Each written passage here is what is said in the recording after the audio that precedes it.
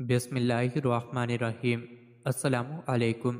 روزانہ واقعات سننے کے لیے اس چینل کو سبسکرائب کریں۔ حجاج بن یوسف کو کسی نے خبر دی کہ ایک شخص ہے جو 20 سال سے غلاف کعبہ کو پکڑ کے دعائیں مانگ رہا ہے، لیکن اس کی دعا قبول نہیں ہوتی۔ حجاج اس آدمی کے پاس پہنچا تو معلوم ہوا کہ وہ آدمی اندھا ہے اور اللہ سے آنکھیں مانگتا ہے۔ 20 سال گزرنے کے باوجود اس کی دعا قبول نہیں ہوئی۔ حجاج نے اسے کہا، اللہ نے تجھے آنکھیں نہیں دیں، لیکن اس کے علاوہ کچھ ایسی خاص چیز ضرور دی ہوگی جو آنکھوں کا نعم البدل ہوگی۔ اس نے جواب دیا، نہیں، مجھے آنکھیں تو ملی نہیں، لیکن نعم البدل بھی نہیں ملا۔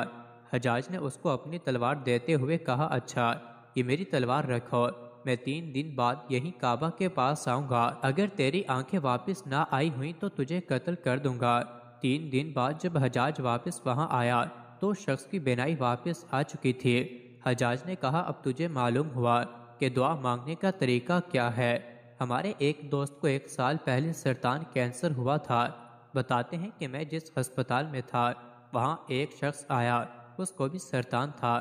ڈاکٹر نے کہا، آپ کے علاج پر اتنا خرچہ آئے گا۔ اس نے کہا، میرے پاس تو اتنے پیسے نہیں ہیں۔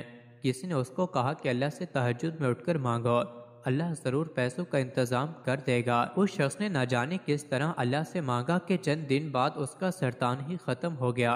ہسپتال والے حیران تھے کہ سارے ٹیسٹ کلیئر آ گئے۔ میرے دوست، ممکن ناممکن تو مخلوق کے لیے ہے، اللہ کے لیے تو سب ممکن ہی ممکن ہے۔ کن کہا اور ہو گیا۔ کیا آپ کو معلوم ہے کہ فرض نمازوں اور تہجد میں کیا فرق ہے؟ فرض نمازوں کے لیے انسان منادی اذان دیتا ہے، جبکہ تہجد کے لیے اللہ تعالیٰ منادی دیتا ہے۔